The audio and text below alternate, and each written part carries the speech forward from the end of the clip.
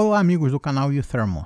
Cálculos de flash são o coração da simulação de processos químicos.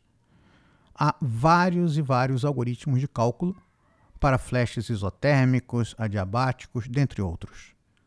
Este vídeo vai se concentrar no cálculo de um flash isotérmico usando uma ideia fundamental da termodinâmica: o fato de que, para um sistema cuja temperatura, pressão e quantidade de cada componente estejam especificadas, o estado de equilíbrio coincide com um mínimo da energia livre de Gibbs. O problema específico que vamos abordar é o equilíbrio de fases entre o dióxido de carbono e o óleo de cravo. O óleo de cravo, que tem origem vegetal, é uma mistura complexa de vários componentes, mas ele será aqui caracterizado como um pseudocomponente, conforme vamos ver durante a resolução do problema. Portanto, o problema será abordado como o equilíbrio de fases, o flash isotérmico, de uma mistura binária. Iremos modelar a separação de 100 mol de uma mistura de dióxido de carbono e óleo de cravo, contendo 93% em base molar de dióxido de carbono, e essa mistura é flashada à temperatura de 318,2 Kelvin à pressão de 100 bar. Vemos que se trata de uma separação a pressões elevadas, que é característico de processos de extração supercrítica. A pressões tão elevadas, o uso de equações de estado para o cálculo de equilíbrio de fases torna-se uma alternativa muito atraente, pois modelos para energia livre de Gibbs em excesso apresentam limitações quanto à acurácia de cálculos em tais condições. Nós vamos utilizar a equação de estado de Peng-Robinson com regras de mistura quadráticas para os parâmetros A e B. A operação de um tambor de flash pode ser visualizada em forma esquemática no desenho que aparece nesta figura. Uma corrente de alimentação, de vazão e composição conhecidas, ingressa em um tambor cuja temperatura e pressão de operação são também conhecidas, e dentro deste tambor se separa em uma corrente de saída de líquido e uma corrente de saída de vapor. Note que, a priori, não conhecemos nem a vazão nem a composição das correntes de saída líquida e vapor do equipamento. O estado de equilíbrio em um sistema cuja temperatura, pressão e quantidade de cada componente são conhecidas é dado pelo mínimo global da energia livre de Gibbs. A minimização da energia de Gibbs é sujeita à restrição de que o balanço de massa deve ser satisfeito para cada componente.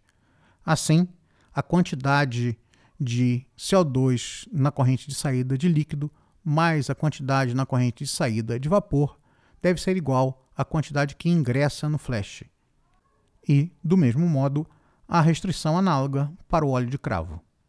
A energia livre de Gibbs do sistema é a soma da contribuição da fase líquida e da fase vapor. Na equação 2, as energias livres de Gibbs encontram-se divididas por RT, lembrando que em um problema de flash isotérmico a temperatura é fixa. A energia livre de Gibbs de cada fase é dada pela soma do produto dos números de moles pela energia livre de Gibbs parcial molar de cada composto. E a energia livre de Gibbs parcial molar nada mais é do que o potencial químico do composto. Este slide mostra como calcular o potencial químico dividido por RT. Ele é dado pelo potencial químico no estado de gás ideal, a temperatura do sistema e uma pressão de referência, dividido por RT, mais o logaritmo da razão entre a fugacidade do composto e a pressão de referência. A fugacidade do composto é dada pelo produto da fração molar, pelo coeficiente de fugacidade, pela pressão do sistema. Na última parte da equação, nós isolamos dentro do colchete termos que independem da composição do sistema, deixando o logaritmo da fração molar e o logaritmo do coeficiente de fugacidade fora do colchete, pois ambos dependem da composição. Todo esse desenvolvimento algébrico foi feito para a fase líquida, mas observe que, para a fase vapor, o desenvolvimento é inteiramente análogo. Podemos retornar agora à fórmula para a energia livre de Gibbs de todo o sistema, que é dada pela soma das contribuições das fases líquida e vapor. Este slide mostra uma etapa intermediária da manipulação da equação para energia livre de Gibbs. que culmina com a expressão apresentada na equação 8. O primeiro termo do lado direito da equação 8 é uma constante em um problema de flash isotérmico, porque a temperatura e a pressão são fixas, bem como o número de moles de cada composto Ni. Passamos essa constante para o lado esquerdo da equação, definindo um ΔG sobre RT, conforme mostra a equação de número 9. Nosso problema matemático prático será determinar a condição que minimiza o valor de ΔG sobre RT. Nosso objetivo será determinar o número de moles de cada composto em cada fase. Ao invés de trabalhar com os números de moles diretamente como incógnitas no Excel, vamos definir fatores de distribuição θ, por exemplo, conforme mostra a equação 10, θ de um composto I na fase líquida será dada pela razão entre o número de moles de I na fase líquida e o número total de moles de I presente no sistema. Assim definido, θ sempre tem valor entre 0 e 1, para todos os compostos em todas as fases. Os valores de θ serão manipulados diretamente pelo solver do Excel durante o processo de minimização, e o solver tende a funcionar melhor nessas circunstâncias, ou seja, quando todas as variáveis são aproximadamente da mesma escala. Depois de todo esse desenvolvimento, é hora de ir ao Excel e aplicar o pacote XSOS para resolver o nosso problema. Essa é a nossa planilha. Células com fundo laranja são especificações e as demais são valores calculados. Utilizaremos regras de mistura quadráticas para A e para B, e a regra para B depende de um parâmetro de interação binária L e J. Os dados experimentais que motivaram esse trabalho encontram-se nesta referência do Journal of Chemical Engineering Data, e sabemos os valores da constante universal dos gases, da temperatura e pressão de operação do flash, as propriedades dos compostos puros, temperatura e pressão críticas e fator acêntrico, K e J e L e J, que são os parâmetros de interação binária para A e B, respectivamente. Temos estimativas iniciais para os valores de θ e são especificações as quantidades globais, 93 e 7, respectivamente, perfazendo um total de 100 moles. A quantidade no líquido é o produto de θ pela quantidade de CO2, essa dá a quantidade de CO2, no vapor será o valor de θ de CO2 no vapor pela quantidade total de CO2 no sistema. Arrastamos lateralmente para obter as mesmas quantidades para o óleo de cravo e as quantidades totais da fase líquida e vapor na condição correspondente à estimativa inicial. Nosso próximo passo é calcular as frações molares de cada substância em cada fase. Aqui temos CO2 na fase líquida. Vamos calcular agora a fração molar de CO2 na fase vapor. E o cálculo procede com as mesmas quantidades para o óleo de cravo, ou seja, as frações molares no líquido e no vapor.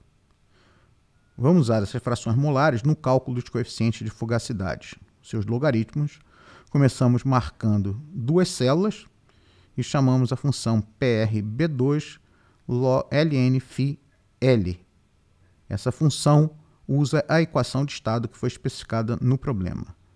O primeiro argumento é o valor de R, que travamos pressionando F4, seguido do valor da temperatura, que também travamos usando F4, a pressão, também travada com F4, as composições na fase líquida, finalmente o conjunto de parâmetros que caracteriza a mistura, também travado com F4. Fechamos o parênteses e agora pressionamos Ctrl, Shift, Enter para obter os dois valores. Arrastamos para baixo e aí o que temos é que vamos trocar agora a função de líquido para vapor, apenas trocando a última letra e pressionando novamente Ctrl Shift Enter. Assim temos os coeficientes de fugacidade dos dois compostos nas duas fases. Calculamos agora a soma do logaritmo de x com o logaritmo do coeficiente de fugacidade para cada composto em cada fase. Arrastamos para baixo, arrastamos lateralmente e agora precisamos calcular o valor da energia livre de Gibbs dividido por RT em cada fase.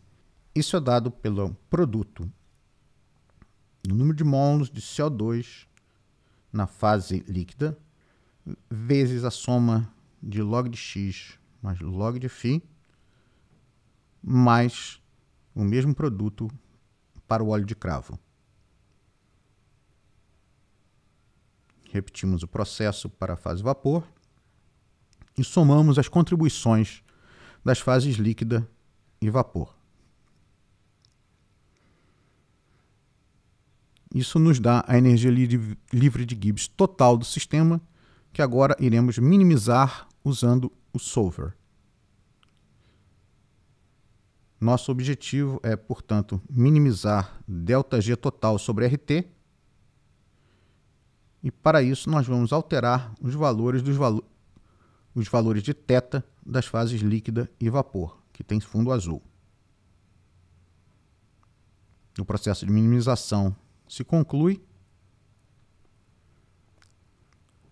e obtemos esta solução.